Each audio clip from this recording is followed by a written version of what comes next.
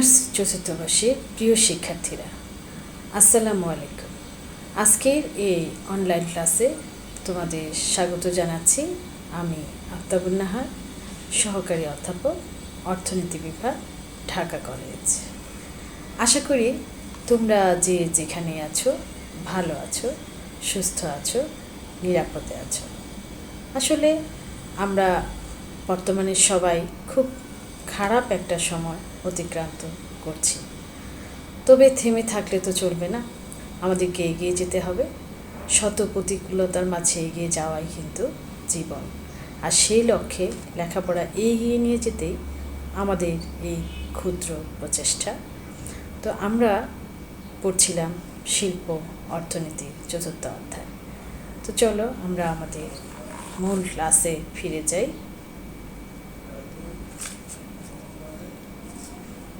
আমরা পূর্ববর্তী ক্লাসে দেখেছিলাম যে শিল্পের কেন্দ্রীয়করণ সম্পর্কে। আমরা জানি শিল্পের কেন্দ্রীয়করণ কী। শিল্পের কেন্দ্রীয়করণ হচ্ছে এক বা একাধিক ফার্ম যখন শিল্প বা বাজারের বিক্রয় কার্যক্রমকে নিয়ন্ত্রণ করে, তখন সেখানে ঘটে শিল্পের কেন্দ্রীয়করণ। তো চলো আমরা আমাদের আজকের পাঠে কী কী রয়েছে সেটা জেনে নিই। আমাদের আজকের পাঠে রয়েছে শিল্পের বাজার কেন্দ্রীকরণ পরিমাপে বিভিন্ন সূচকগুলো রয়েছে সে সম্পর্কে, বাজার কেন্দ্রীকরণের প্রভাব সম্পর্কে, কেন্দ্রীকরণ রেখাটা কি সে বিষয় সম্পর্কে, কেন্দ্রীকরণ রেখার সাহায্যে বাজার কেন্দ্রীকরণ কিভাবে পরিমাপ করা যায় সে সম্পর্কে, এবং কেন্দ্রীকরণ রেখার দ্বারা কিভাবে বাজার শেয়ারটা পরিমাপ করা যায় সে সম্পর্কে। আমরা প্রথমেই দেখে নিব শিল্পের কেন্দ্রীয়করণ পরিমাপের সূচকসমূহ। আমরা জানি শিল্পের কেন্দ্রীয়করণ এমন একটা অবস্থা যেখানে নেতৃস্থানীয় ফার্ম দ্বারা শিল্প বা বাজার নিয়ন্ত্রিত হয়, যেখানে শিল্পের ফার্মের সংখ্যা যত কম, কেন্দ্রীয়করণের মাত্রা তত বেশি হবে। আর যে সকল সূচক ব্যবহার করে বাজার কেন্দ্রীকরণ পরিমাপ করা হয় সেগুলোকে বলা হয় কেন্দ্রীকরণ পরিমাপের সূচক। সূচকগুলোকে দুই ভাগে ভাগ করা যায়। এক হচ্ছে পরম বা অনাপেক্ষিক পরিমাপক, দুই হচ্ছে আপেক্ষিক পরিমাপক। পরম বা অনাপেক্ষিক পরিমাপক হচ্ছে যে সকল পরিমাপকের মাধ্যমে শিল্পের অন্তর্গত ফার্মগুলোর সংখ্যা এবং আকারের সম্পর্ক নির্দেশপূর্বক কেন্দ্রীকরণের মাত্রা প্রকাশ পায়, সেগুলোকেই আমরা বলছি পরম পরিমাপক। যেমন কেন্দ্রীকরণ রেখা, কেন্দ্রীকরণ অনুপাত, হার্সম্যান-হারফিন্ডাল সূচক ইত্যাদি। আবার আপেক্ষিক পরিমাপক হচ্ছে যে সকল পরিমাপকের মাধ্যমে শিল্পের অন্তর্গত ফার্মগুলোর আপেক্ষিক গুরুত্ব বা তুলনামূলক নিয়ন্ত্রণ ক্ষমতা নির্দেশ করা হয়, তাকেই বলা হচ্ছে আপেক্ষিক পরিমাপক। যেমন আমরা বলতে পারি গিনি সহগ বা লরেন্স রেখা, ফার্মের আকার ভিত্তিক লগের বিস্তার ইত্যাদি। শিল্পের বাজার কেন্দ্রীকরণের পরিমাপের অনেকগুলো সূচকের মধ্যে আমরা আমাদের আলোচনার সুবিধার্থে এবং আমাদের সিলেবাস অনুযায়ী আমরা গুরুত্বপূর্ণ সূচকগুলো দেখব। তো এইসব গুরুত্বপূর্ণ সূচকগুলোর মধ্যে রয়েছে কেন্দ্রীকরণ রেখা, কেন্দ্রীকরণ অনুপাত, হার্সম্যান-হারফিন্ডাল সূচক, লরেন্স রেখা এবং লার্নার সূচক। প্রথমে গুরুত্বপূর্ণ সূচকগুলোর মধ্যে আজকে আমাদের শুধুমাত্র আমরা কেন্দ্রীকরণ রেখা নিয়ে আলোচনা করব।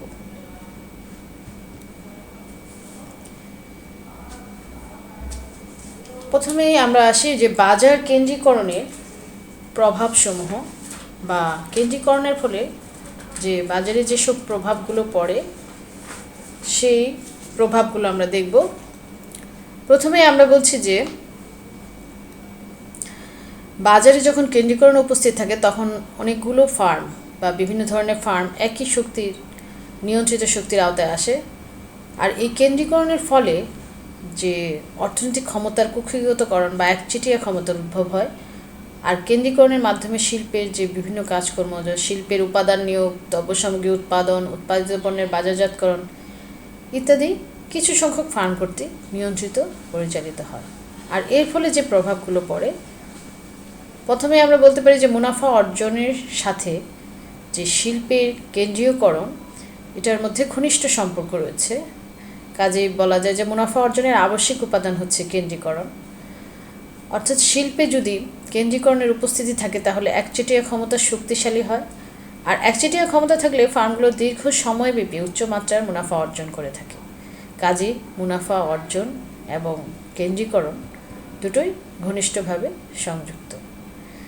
শিল্পে কিছু সংখ্যক বৃহদায়তনিক ফার্ম যখন মোট উৎপাদনের ব্যাপক অংশ উৎপাদন করে, তখন বাজারে যে প্রতিযোগিতা হওয়ার কথা সেটার পরিবর্তে অলিগোপলির জন্ম হয়।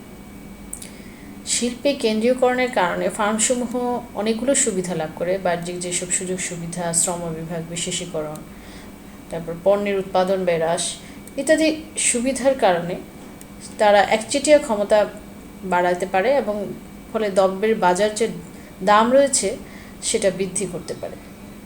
ফলে ফার্মগুলো অস্বাভাবিক মুনাফা অর্জন করতে পারে। কাজে কেন্দ্রীকরণের মাধ্যমে ফার্মের অস্বাভাবিক মুনাফা অর্জন সম্ভব হয়। আবার শিল্প অতিরিক্ত উৎপাদন ক্ষমতার ব্যবহার ঘটিয়ে সেটা প্রবৃদ্ধি অর্জন করতে পারে। প্রবৃদ্ধি অর্জনের জন্য সহায়ক হচ্ছে পণ্যের দাম হ্রাস করা তথা বিক্রয় বাড়ানো, পণ্যের দাম কমে উৎপাদন বা বিক্রয় বাড়ানো, আবার স্বল্পকালীন মুনাফা পরিত্যাগ করা ইত্যাদি করে তার অতিরিক্ত ক্ষমতার ব্যবহার করতে পারে এবং মুনাফা অর্জন এবং প্রবৃদ্ধি সর্বোচ্চকরণ করতে পারে। কাজে এটা সম্ভব বাজার কেন্দ্রীয়করণের মাধ্যমে। কেন্দ্রীয়করণের প্রভাবে শিল্পে কেন্দ্রীভূত ফার্মগুলোর স্থিতিশীলতা বজায় থাকে। শিল্পে কেন্দ্রীকরণ ঘটলে ফার্মগুলো ব্যাপকভাবে পুঁজির সমাবেশ ঘটায়, আর এর ফলে বৃহদায়তনিক ফার্মগুলোর উৎপাদন কার্যক্রমে স্থিতিশীলতা থাকে। নতুন নতুন কৌশল উদ্ভাবন করে ফার্মগুলো উৎপাদন এবং বাজারজাতকরণে, ফলে ফার্মের যে আচরণ সেখানে কৌশলগত পরিবর্তন মাধ্যমে তারা স্থিতিশীলতা বজায় রাখে। শিল্পে কেন্দ্রীয়করণের সুযোগে কেন্দ্রীভূত ফার্মগুলো নিজেদের এবং প্রতিদ্বন্দ্বী ফার্মগুলোর ক্রিয়া প্রতিক্রিয়া, গোপন কার্যকলাপ এগুলো সম্পর্কে জানতে পারে, আর জানতে পেরে নিজের যে ভুল আচরণগুলো রয়েছে সেগুলো তারা সংশোধন এবং পরিবর্তন করতে পারে। এখন আমরা দেখব কেন্দ্রীকরণ রেখাটা কি। যে রেখার সাহায্যে শিল্পের কেন্দ্রীকরণ অনুপাত দেখানো হয় সেটাই হচ্ছে কেন্দ্রীকরণ রেখা। আবার আমরা অন্যভাবেও বলতে পারি যে রেখার সাহায্যে ফার্মের ক্রমযোজিত সংখ্যা বাজার শিল্পের যোগানে ফার্মের ক্রমযোজিত শেয়ারের মধ্যকার সম্পর্ক দেখানো হয় তাকেও কেন্দ্রীকরণ রেখা বলে। অর্থাৎ নেতৃস্থানীয় ফার্মের সংখ্যার প্রেক্ষিতে সেই শিল্প পণ্যের বিক্রয় শতাংশের অধিকার অর্জন যে রেখার সাহায্যে দেখায় সেটাই হচ্ছে কেন্দ্রীকরণ রেখা। এখানে আমরা সংজ্ঞায় দেখতে পাচ্ছি যে ক্রমযোজিত সংখ্যা অর্থাৎ ফার্মের ক্রমযোজিত সংখ্যা অর্থাৎ ফার্মের যে বড় থেকে ছোট ফার্ম সংখ্যা যদি আমরা সাজাই 1, 2, 3, 4 এভাবে, সেটা হচ্ছে তার ক্রমযোজিত সংখ্যা এবং শিল্পের যোগানে ফার্মের ক্রমযোজিত শেয়ার। অর্থাৎ যদি শিল্পে একটি ফার্ম 40% দেয়, তারপর দ্বিতীয় ফার্ম যদি 60, এভাবে যদি বাড়তে থাকে সেটাকে আমরা বলছি তার ক্রমযোজিত শেয়ার। তো এই শেয়ারের মধ্যকার সম্পর্ক অর্থাৎ ক্রমযোজিত সংখ্যা এবং শেয়ারের মধ্যকার যে সম্পর্ক সেটা কেন্দ্রীকরণ রেখার মাধ্যমে আমরা দেখতে পাই। এটা একটা চিত্রের মাধ্যমে আমরা দেখতে পারি। তো আমরা দেখে নিই চিত্রটা। ওএক্স অক্ষে আমরা দেখি ক্রমযোজিত ফার্ম সংখ্যা, যেটা আমরা বলছি বড় থেকে ছোট অনুযায়ী যেটি সারাই আমরা, সেটাকে আমরা বলছি ক্রমযোজিত ফার্মের সংখ্যা। আর ওয়াই অক্ষে আমরা দেখাচ্ছি ক্রমযোজিত বাজার শেয়ার। এখানে আমরা ক্রমযোজিত বাজার শেয়ার এবং ফার্মের সংখ্যার মধ্যে আমরা সম্পর্ক নির্দেশ করেছি। আমরা যে একটি ফার্ম যেখানে 40% নিয়ন্ত্রণ করছে, আবার 2টি ফার্ম নিয়ন্ত্রণ করছে 60%, এবং 3টি ফার্ম নিয়ন্ত্রণ করছে 70%, এবং 4টি ফার্ম কর্তৃক বাজার যোগানের নিয়ন্ত্রণ হচ্ছে 75%। এই বিন্দুগুলোকে যদি আমরা যোগ করি তাহলে আমরা পেয়ে যাচ্ছি ওসি, অর্থাৎ কেন্দ্রীকরণ রেখা। এখানে দেখা যাচ্ছে যে শিল্পে ফার্মের সংখ্যা যতই বাড়তে থাকে ততই ফার্মের যোগান বা কেন্দ্রীকরণের মাত্রা, বাজার যোগানের নিয়ন্ত্রণের ক্ষমতা বা কেন্দ্রীকরণের মাত্রা তত কমতে থাকে। কাজে এই রেখাটাকে, ওই ওসি রেখাটাকে আমরা বলছি কেন্দ্রীকরণ রেখা। ওসি রেখাই হচ্ছে কেন্দ্রীকরণ রেখা, যেটা ক্রমযোজিত ফার্মের সংখ্যা এবং বাজার শেয়ারের মধ্যে একটা সম্পর্ক দেখাচ্ছে। এবার আমরা দেখব কেন্দ্রীকরণ রেখার মাধ্যমে কিভাবে বাজার শেয়ার পরিমাপ করা যায়। কেন্দ্রীকরণ রেখার মাধ্যমে খুব সহজে শিল্পের যেমন কেন্দ্রীকরণ করা যায়, তেমনি বাজার শেয়ারও পরিমাপ করা যায়। কেন্দ্রীকরণ রেখার সাহায্যে একটি শিল্পের উৎপাদনের শতকরা কত অংশ উৎপাদনের জন্য কতটি ফার্ম থাকা প্রয়োজন সেটাও বোঝা যায়। আমরা যদি ধরি যে 4টি ফার্ম বিশিষ্ট কেন্দ্রীকরণ অনুপাত বিবেচনার সময় এ বি দুটো ফার্মের প্রতিযোগিতামূলক বাজার প্রকৃতি এমন হবে যে 3টি ফার্ম বিশিষ্ট কেন্দ্রীকরণ অনুপাত বিবেচনা করলে সেই এ ও বি দুটি শিল্পের প্রতিযোগিতামূলক বাজার প্রকৃতি ভিন্ন হবে।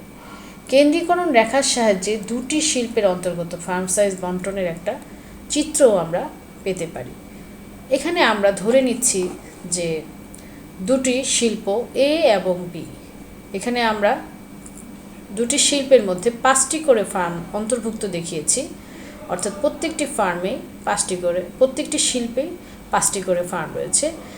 আর আমরা দেখিয়েছি তাদের বিক্রয়ের শতাংশিক অবদান। এই শিল্পের হচ্ছে 20-20-20,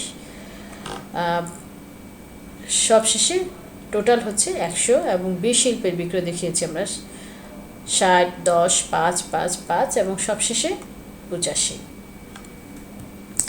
এরপর যদি আমরা তাদের ক্রমযোজিত বাজার শেয়ার দেখি তাহলে দেখতে পাই যে এ শিল্পে আমার 20-40-60-80-100 পর্যন্ত আমার ক্রমযোজিত বাজার শেয়ার, আর বি শিল্পে 60-70-75-80 এবং 85, সবশেষে 85% আমার বাজার শেয়ার আমরা দেখতে পাচ্ছি। দুটো শিল্পের যদি আমরা তুলনা করি সেক্ষেত্রে আমার বাজার শেয়ারটা কার বেশি কার কম সেটা আমরা দেখতে পাই। একটা রেখার মাধ্যমে আমরা সেটা দেখাই। এখানে আমরা দেখতে পাচ্ছি ও এক্স অক্ষে নেতৃস্থানীয় ফার্মের সংখ্যা, ও ওয়াই অক্ষে আমরা দেখছি শিল্পের মোট বিক্রয়ের শতাংশ। আমরা জানি যে এ ও বি উভয় শিল্পের 5টি করে ফার্ম রয়েছে। এ এবং বি শিল্পের কেন্দ্রীকরণ রেখা যথাক্রমে ও এ এবং ও বি। উভয় শিল্পের কেন্দ্রীকরণ রেখায় কিন্তু স্বাভাবিক আকৃতি। এই শিল্পের কেন্দ্রীকরণ রেখা ও এ সর্বদাই বি শিল্পের কেন্দ্রীকরণ রেখা ও বি এর উপরে অবস্থান করে। তাই বলা যায় বি শিল্প অপেক্ষা এ শিল্পে কেন্দ্রীকরণের মাত্রা বেশি, কিংবা এ অপেক্ষা বি শিল্পে কেন্দ্রীকরণের মাত্রা কম। এখানে আমরা বিন্দুতে দেখতে পাচ্ছি যে এ শিল্পে কেন্দ্রীকরণের মাত্রাটা আমরা বেশি দেখতে পাচ্ছি, আর এ অপেক্ষা বি শিল্পে কেন্দ্রীকরণের মাত্রা কম দেখতে পাচ্ছি, যেটা আমরা এফ দিয়ে ডিনোট করেছি। কাজেই আমরা দেখে নিলাম যে কেন্দ্রীকরণ রেখার মাধ্যমে কিভাবে বাজার শেয়ারটা পরিমাপ করা হয়, বা দুটো শিল্প যদি থাকে পাশাপাশি তাহলে তাদের মধ্যে কার বাজার শেয়ারটা বেশি এবং কার কেন্দ্রীকরণের মাত্রা বেশি সেটাও আমরা জানতে পারি কেন্দ্রীকরণ রেখার মাধ্যমে।